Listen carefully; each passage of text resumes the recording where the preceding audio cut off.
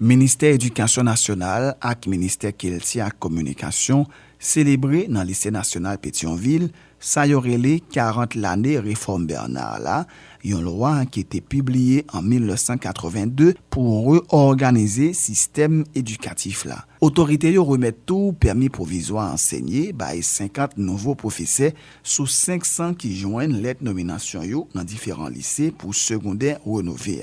L'autre groupe 450 nommé yo a recevoir permis dans l'école côté Abgen pour y enseigner yo. Parmi personnalités qui étaient présents yo nous joignent directeur lycée Pétionville là, Jean-Marc Charles, agent exécutif intérimaire communal Kessner Normil ak responsable ENARS là Philippe Dodard. Ministre Éducation nationale, gouvernement de facto Nesmi Maniga qui parlait de innovation réforme, ministre Joseph Bernard la tépoté ak importance li pour système éducatif là, tenant micro d'Ido Parent ak Jean-Joseph Nono. Nos date qui était 30 mars 1982. Dans le palais national, le gouvernement pays à l'époque signé un décret qui, j'aime te dire tout à l'heure, organise le système éducatif là, dans l'objectif pour que tout Haïtien ait la même chance pour apprendre. Et apprendre dans un environnement qui reflétait culture.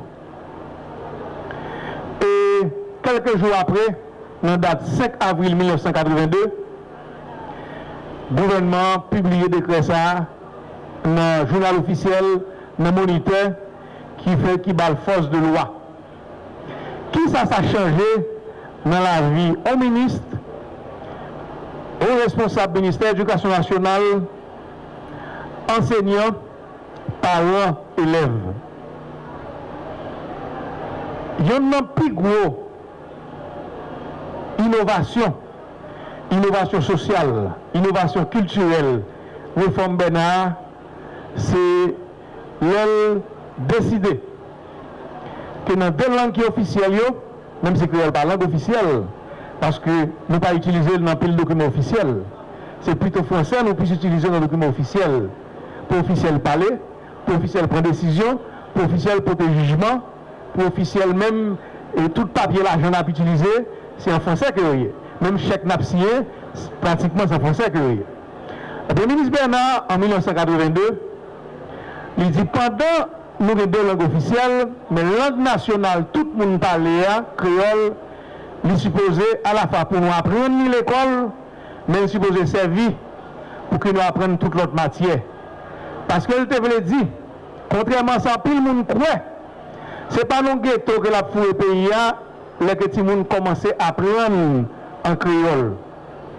Parce que tout pays dans le monde, pour maîtriser la plastique, pour maîtriser physique, mathématiques, chimie, biologie, géologie, écologie, n'importe quelle discipline, pour comprendre, il faut comprendre. Et pour comprendre, il faut comprendre nos langues qui permettent de comprendre. Et bien, pour commencer à comprendre, soit à lire, soit à écrire, soit à apprendre, on va apprendre nos langues qui sont l'environnement. Grand-mère parler, grand-père parler, maman parler, papa parler. Et c'est là ça seulement sous comprendre qu'on apprendre français. En plus, le monde pas apprendre français, pas comprendre français, c'est parce que pas comprendre, c'est apprendre français. Il ne pas traduire même. L'on comprend créole là, ou aller plus vite pour maîtriser quelle que soit la langue qui gagne. Parce que français, même si son langue officielle, je dirais son langue internationale. Parce que l'autre langue, environnement pas parler, c'est dans l'école là seulement l'environnement que le parler, et bien son langue internationale.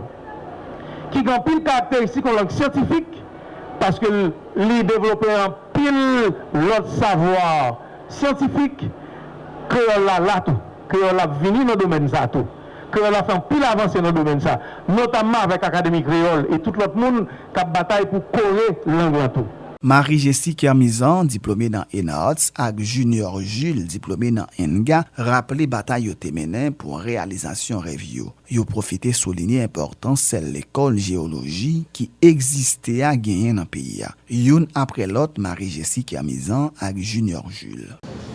En ce grand jour marquant les 40 ans de la réforme Bernard, Je me sens honoré de prendre la parole au nom des diplômés de l'École nationale des arts qui vont enfin intégrer le personnel éducatif selon le fondement de la dite réforme. Celle-ci est une étape importante dans son application. En fait, le féministe Bernard a toujours voulu que la formation donnée dans les écoles classiques soit une formation qui permettrait à l'apprenant d'affirmer son identité. Ainsi, l'axe qui s'intitule éducation culturelle et artistique, l'une des axes qui se trouve dans le curriculum du ministère de l'Éducation nationale de la formation professionnelle, pourrait permettre à l'application, à l'apprenant d'affirmer sa personne tout en développant des compétences qui sont en rapport à l'axe précité, lesquelles compétences pourraient jouer un rôle de cohésion sociale et de pôle de développement économique pour le pays. Phrase énoncée par Irina Bokova, ancienne directrice de l'UNESCO après le séisme dévastateur du 12 janvier 2010.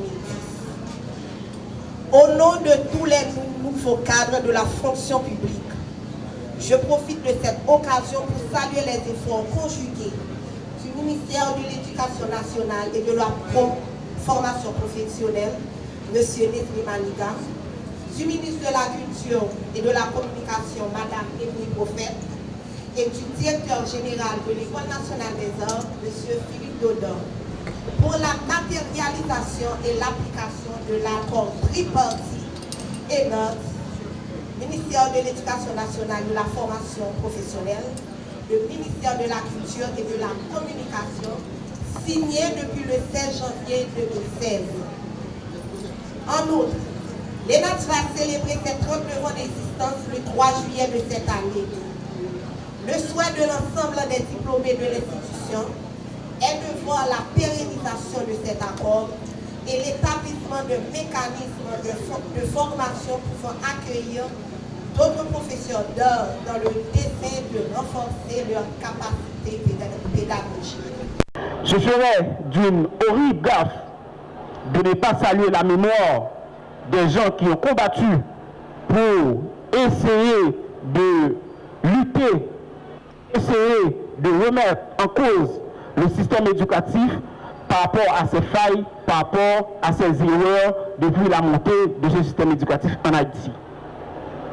Donc, nous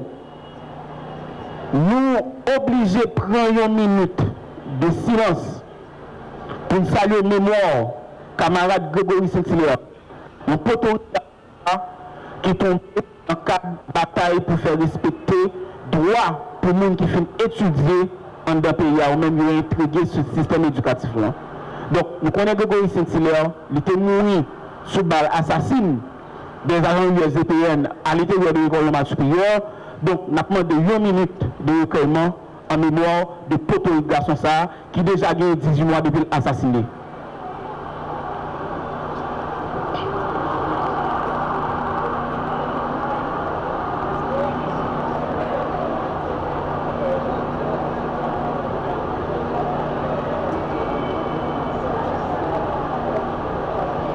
Merci. Chers invités, chers assistances, l'histoire du système éducatif est pour la plupart une histoire de lutte. Une histoire de lutte intellectuelle et académique. Une histoire de lutte de finalité politique. Ce qui est normal dans la mesure où le système éducatif n'est pas un terrain homogène. C'est un terrain où plusieurs idées s'affrontent, plusieurs savoirs, plusieurs disciplines sont en relation. Mais la seule différence, c'est que le système éducatif, non seulement il y a sa multiplicité dans les questions d'idées, dans les questions de discours et d'action, mais sa multiplicité est unitaire. L'unité, c'est quoi? L'unité, c'est la capacité que chaque catégorie a pour essayer d'exercer leur profession comme prévu par le système éducatif haïtien. Et ce faisceau qui nous diverge, en même temps nous converge, nous devons le tenir. Parce que faisons non seulement les divergents, les sortiments point comme éducateur pour aller dans différents horizons, comme des gens qui ont des idées, comme des gens qui agissent, mais tout, les rencontrer nos points comme nous-mêmes, nous sommes des instructeurs.